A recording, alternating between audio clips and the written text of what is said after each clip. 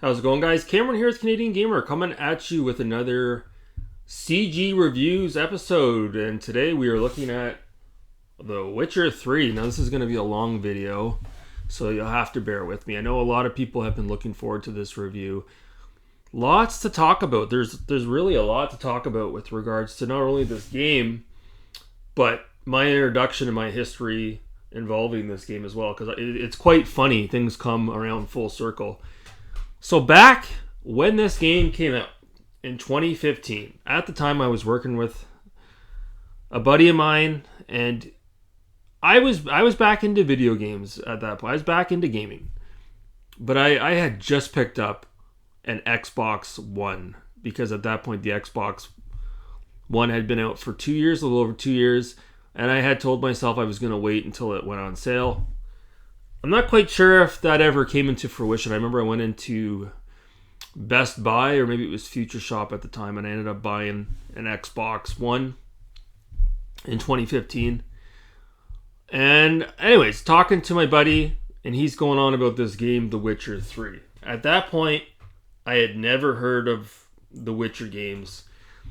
Didn't know anything about CD Projekt Red. Didn't know anything about it.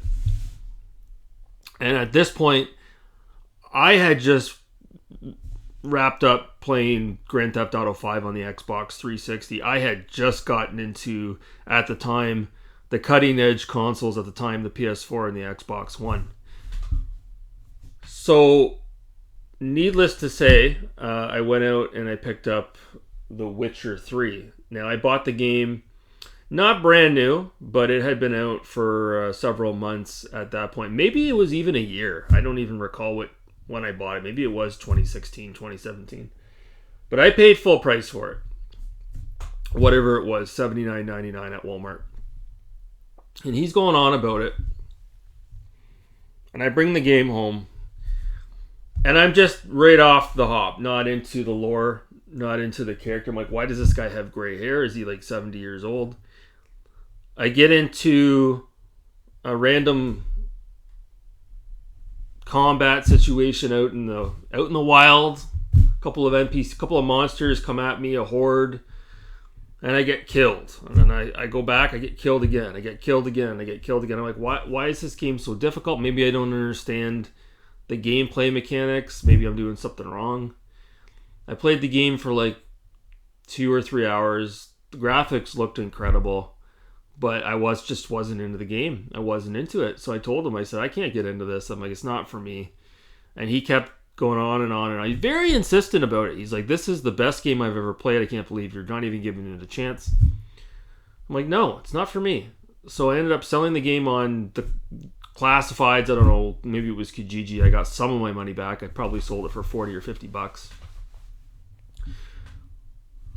And so what was interesting about this is I sold the game, and then shortly after, a couple of years later, a year and a half, 2 years later, I picked up Red Dead Redemption 2. And me and my buddy went to the midnight launch at EB Games at the time. Now it's called GameStop in Canada. And we went to the midnight release of that. And then I was so excited to play Red Dead Redemption 2. I was a huge fan of the original. I actually played through the original Red Dead Redemption a second time in anticipation for RDR2. That's how excited I was. So when I got Red Dead Redemption 2, it was a bit of a slow burn at first, but then after I got into it, I was like, wow, I love this game. I think I love Red Dead Redemption 2 more than the original. I really liked it so much. He hated it. He absolutely hated it. It was reverse roles. He was saying the same thing about Red Dead Redemption 2 as I said about The Witcher 3. He's like, I can't get into Red Dead Redemption 2. Oh my God, this doesn't even compare to The Witcher 3. And we would go back and forth, back and forth, back and forth. Now, around this time, I was reading on Wikipedia. I was reading about The Witcher 3. I love going on Wikipedia and reading about gaming related things. And I remember going from reading about The Witcher 3 to looking at more of what CD Projekt is all about. And when I went down on the list of games that CD Projekt had released, it said upcoming title, Cyberpunk 2077. Now, at this point, Nobody was talking about Cyberpunk. This was just something that was just, I guess, announced by CD Projekt off the cuff. Again, you have to remember, no gameplay had been shown at this point. Nobody was talking about Cyberpunk. And I said to my buddy, I said, yeah, I'm not really into The Witcher 3, and there's nothing you can say to change my mind about that. I said, but did you see, I said, I was looking at Wikipedia there. Did you see CD Projekt's got a game that they've announced called Cyberpunk 2077? He's like, no, I don't know anything about that. I'm like, yeah, it doesn't say much about it, but that's the next game. And I said, I looked it up, what it sort of entails. What is Cyberpunk? And I told him, because he's a huge fan of Blade Runner. He's like, oh my God, this sounds incredible. So that's how far back this was. So, anyways, got rid of The Witcher 3, moved on with my life, played many other games, and then maybe about a year or two ago, I'm in Value Village in Canada, and I find a copy of The Witcher 3 for $5.99. I think I had a 25% off coupon. So I'm like, should I give this a go again? Maybe I didn't give it a fair opportunity. So I picked up The Witcher 3. It cost me like $5. Complete in box. And it has the soundtrack. And it has all the goodies as well, including a full-colored map. CD Projekt always delivers the goods with regards to their packaging. Cyberpunk was no exception as well. No exception as well. So I picked up The Witcher 3 and I told myself I would try it again. And I moved on to other stuff. And then finally, recently, maybe a month or two ago, I finally put on The Witcher 3. And I installed it on the Xbox Series X.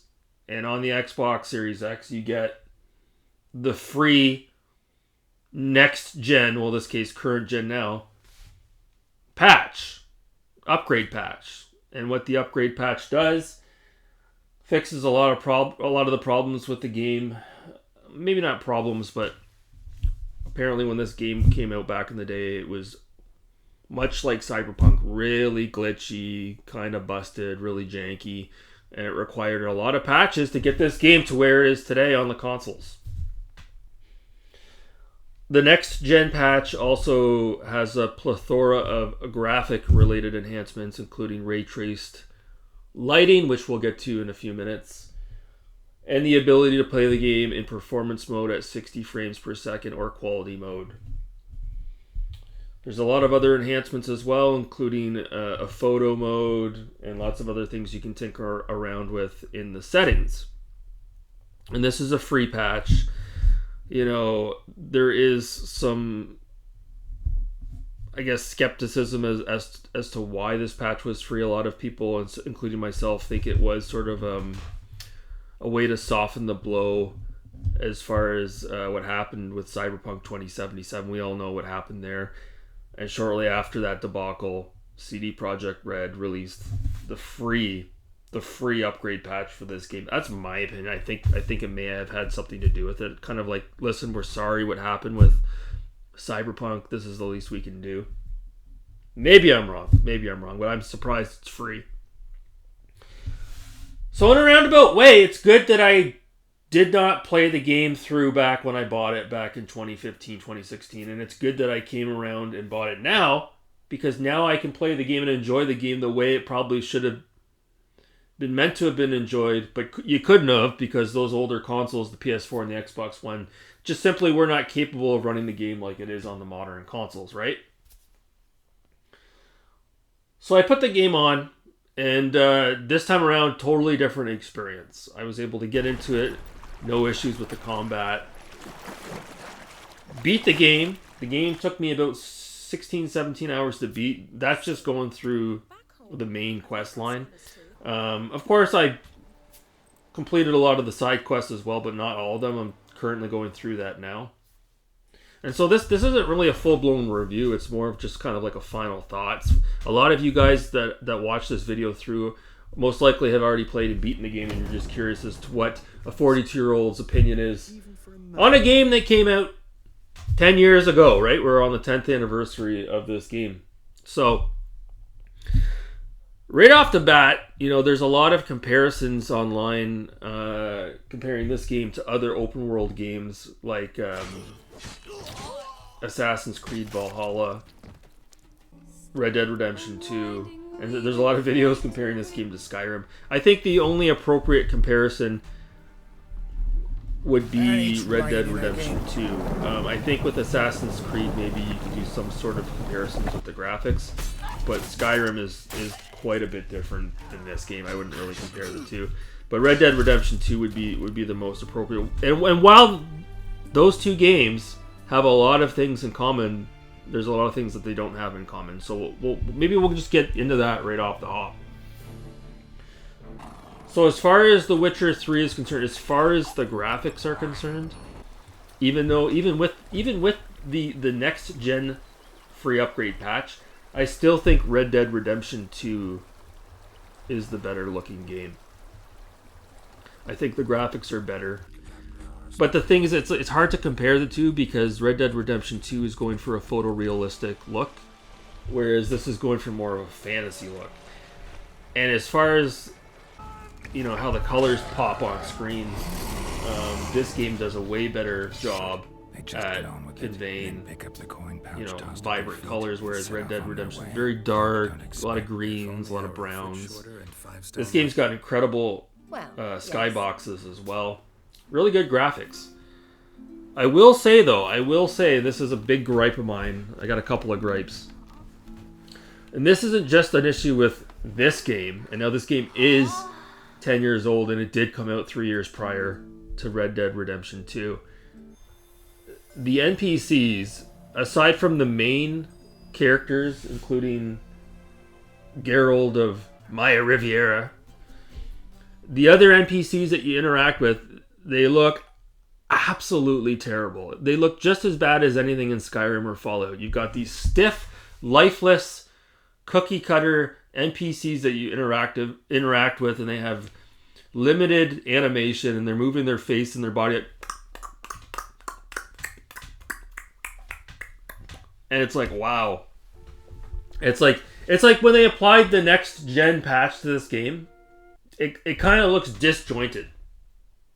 Like a lot of remastered games look these days. It's like they took a last gen game and gave it a fresh coat of paint, but a lot of the assets still look like they're from Xbox 360, Xbox One, PS3, PS4 era, and the NPCs is no exception. So obviously, due to budget constraints, this game had a huge budget, but the characters that you interact with, they look like Lego characters. It looks absolutely terrible. Terrible. And the other thing that really gets me going with this game, and again, not just this game's fault, a lot of the games out there, 99.99999% of video games out there have this problem. And I've talked about it before on the channel many times. Whoever did the voice acting for Geralt was spot on. Did a good job. Professional actor. Great job. Very good voice acting.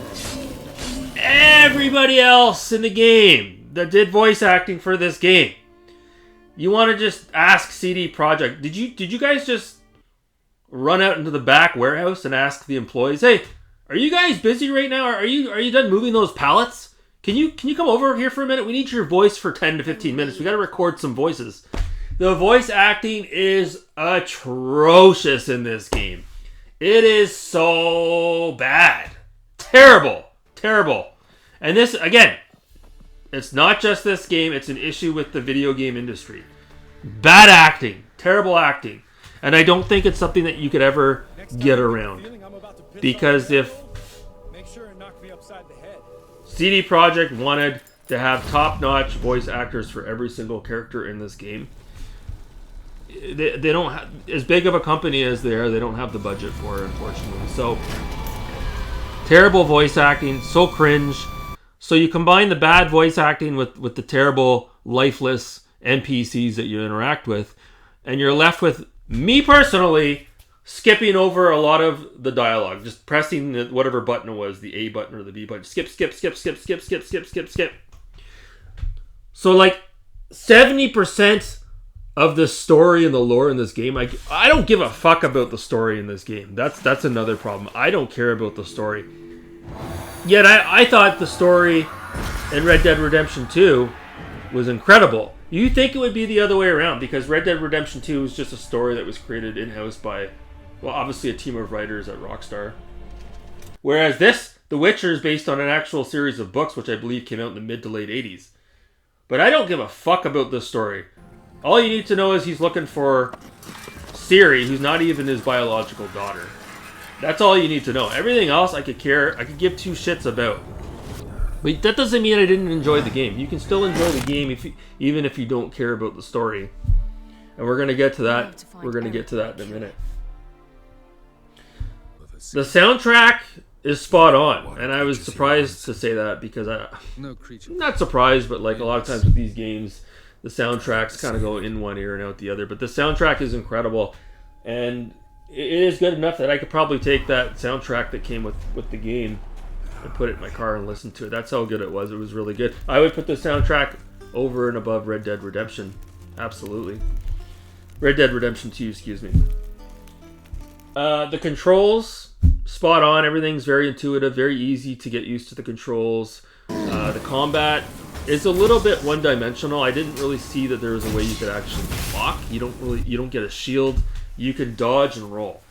Okay, that's fine. It is cool that you can carry two swords around. A sword and a blade. I do feel there wasn't enough clothing that you could choose from when you went to the shopkeepers in the game. Maybe you guys could explain to me in the comments. Maybe I'm doing it wrong, but I constantly looked around to see if I could find new attire to wear in the game, and I kept seeing the same stuff over and over and over. Maybe it's downloadable content that I have to pay for. I don't know. The game is long. It is really, really, really long. I know it only took me 16, 17 hours to beat, but it felt like longer than that. It was a chore for me to get through it. And the thing is like Red Dead Redemption 2, for me personally, I don't get the most enjoyment out of playing the campaign. The enjoyment for me is getting through the campaign. I oftentimes try to get through it as quickly as possible so that I can just leisurely explore the open world at my own pace. I feel like if there's a main quest sitting there, it triggers my anxiety. I feel like I need to do that first and get it out of the way.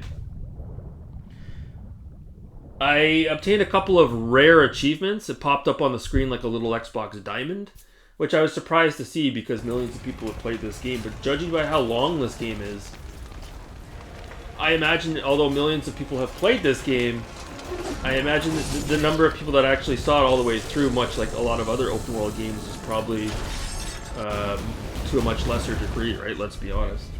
I played the game on easy, and it was easy. It wasn't hard at all. A couple of bosses near the end gave me a little bit of how should I say it? Not rage quitting, very close to rage quitting.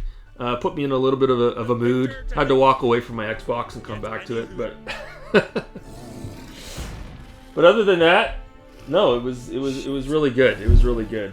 One thing that's really annoying, another pet peeve, is when you fast track in the game, you can only fast track from the signposts. So if you're not near a signpost, you have to travel all the way to wherever the closest signpost is, whether it be by horse or by foot or swimming, and then you can fast track. I know a lot of people also agree with that. It is a point of contention. Some people like that because the game forces you to explore a little bit more. I wish you could just fast track from wherever point you are at, but I guess if you were able to do that, I probably could have got through the game in maybe, I don't know, 13, 14 hours.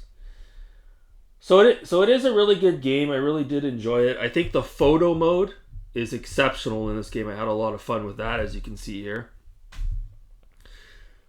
Now the game, so like I said at the beginning of the video, I paid full retail for this game back in the day, and then I sold it, and I picked it up for $5.99. And since the time of when this game came out, there's been a complete edition that was released. And the complete edition actually has the Heart of Stone and the Blood and Wine DLC on the disc. So the thing is, right now on the Xbox Marketplace in Canada, just for the Blood and Wine DLC, that is $20 Canadian.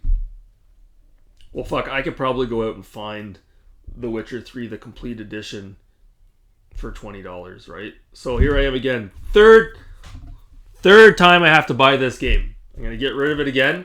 and buy the complete edition so I can play that DLC, because I'm not paying $20 for the Blood and Wine DLC plus however much it is for the Heart of Stone DLC when I could just buy the complete edition for $20, right? So again, that's a problem with digital only, and that's a conversation we can have for another day. So yeah, I really did enjoy The Witcher 3.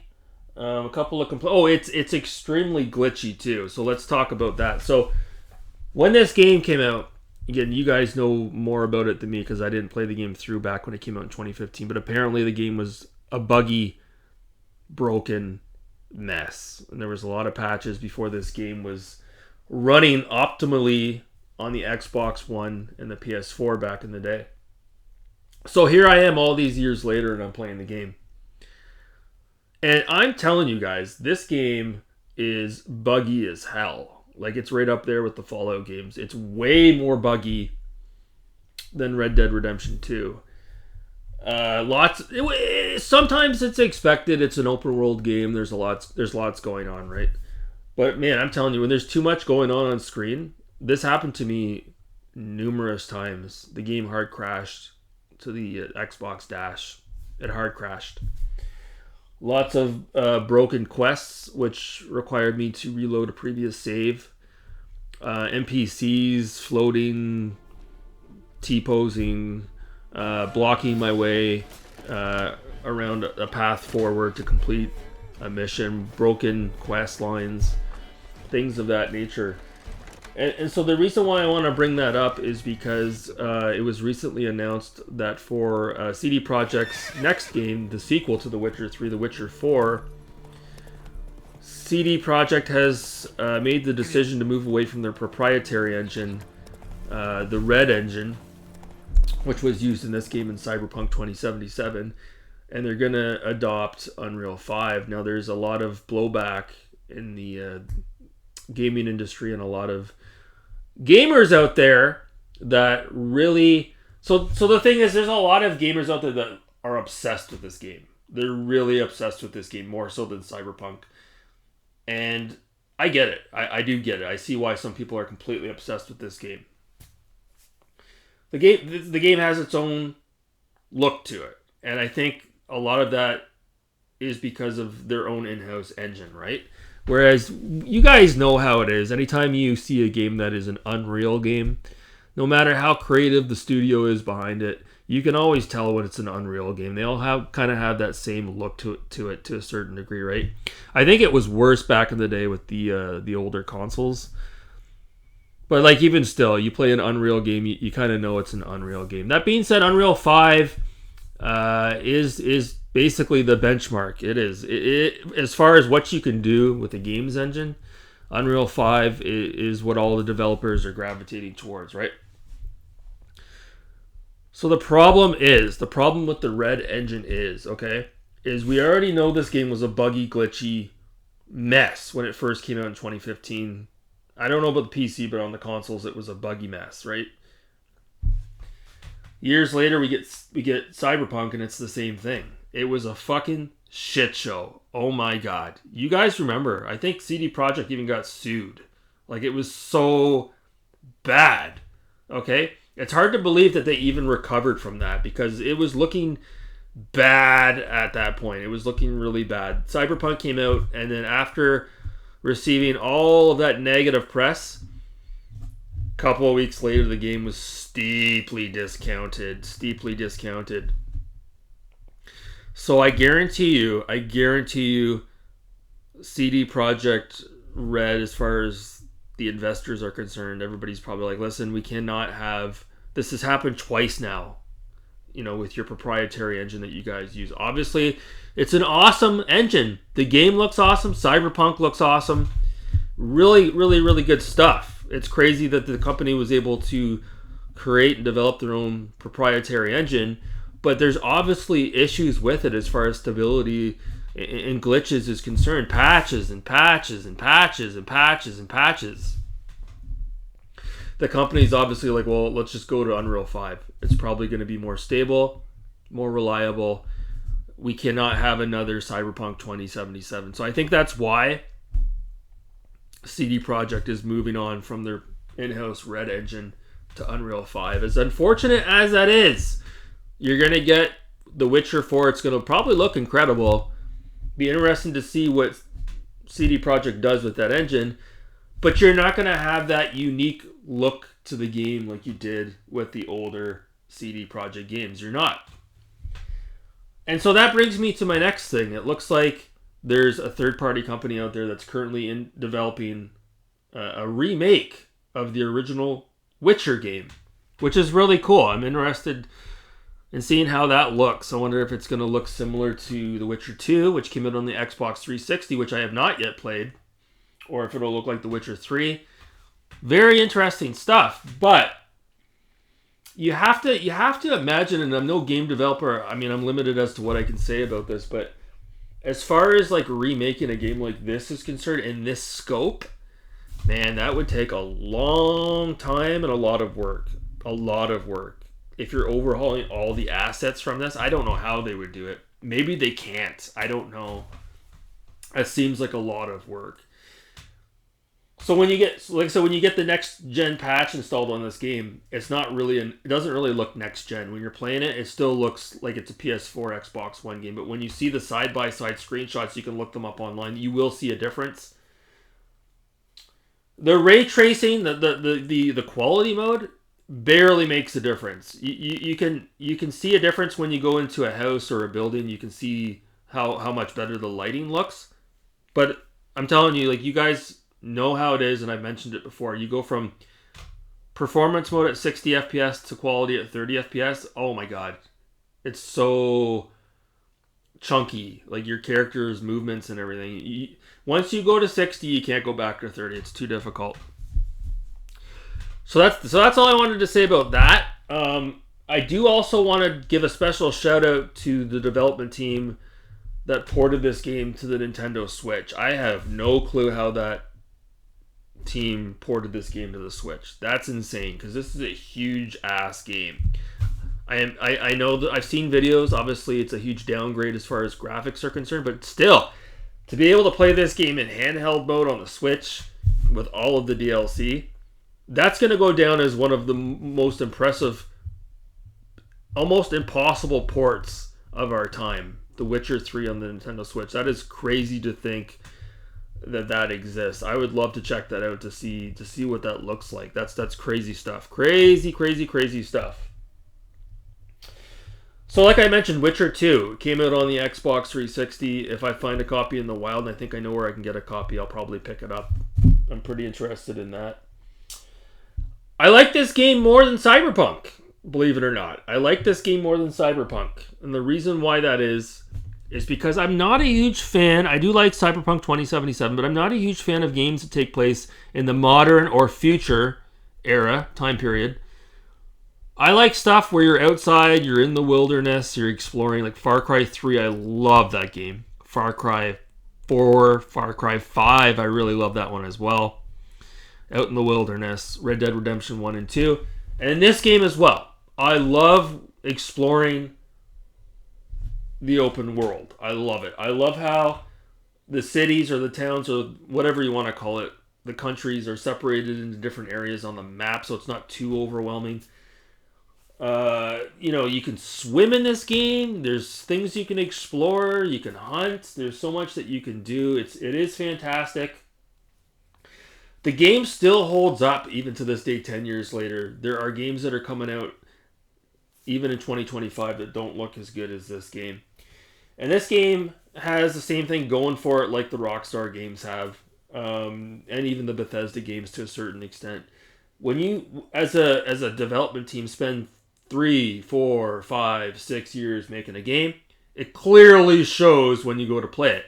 Whereas when you have an Ubisoft and they pump out a game within 12 to 14 months, you look at a game like Assassin's Creed Valhalla. Haven't played it, but you just look at it. You look at videos online comparing this game to Assassin's Creed, and you can see how lifeless and empty and barren the Assassin's Creed game is compared to this game. There's just so much going on in this game. As far as leveling your characters is concerned, I know I'm all over the map. I think I got to level 28, 29. I think that's where I am right now. Again, I'm still finishing all of the side quests, but yeah, all that being said, if you're a gamer and you know you're really into gaming and you want people to take you somewhat seriously when you're having a conversation, I think it is important, from an industry perspective, if that's the right word for it, to be able to play and finish this game so you can at least have an opinion on it and have a conversation. At least now, if I'm talking to somebody and they bring up The Witcher 3, hey, I can at least say I beat it. I can at least say I played it. I can have a full opinion on it, right?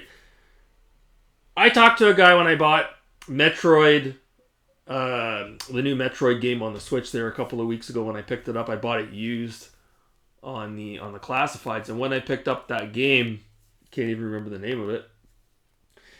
He told me he beat this game twice. He played it through twice. I don't think I'll ever play it through again. I don't know. It took a piece of me to beat this game, but to talk to somebody who said they enjoyed the game so much that they played it through twice, that speaks Metroid Dread. That speaks volumes about how good this game is. So, yeah, The Witcher 3, The Wild Hunt. I guess if I had to grade it, I would probably give it an 8 or a 9 out of 10. The only reason why I take it down a peg is because I'm not really big into the lore. Terrible voice acting. Characters look really janky. Lots of glitches. Things are busted. Oh, and also as well, this is me being an idiot. I just jumped in and played the game and I didn't bother to go into the options menu. And after I beat the game, I went into the options menu and I saw there was some really cool things you could tinker with. And one of the cool things was you can change the camera perspective so that when your character's running around, it's pulled back further, whereas by default it was super close. Man, is it ever... In my opinion, it's more enjoyable to play the game when the character's a little bit further away. Kind of like a racing game. I like to have my car a little bit further away. I also liked the Witcher Senses aspect of the game, where you're looking around for clues and you're investigating not crime scenes, but like you're investigating areas where like somebody got murdered and you're trying to look for clues. I really, as much, there's not much gameplay to it. You're just holding down the left trigger and you're clicking on, like it's not very deep, okay? But I really did. I enjoyed that aspect of it as well. The Witcher 4, it looks like CD Projekt Red is going the way of the entire gaming industry, and you're going to have to play as a female protagonist.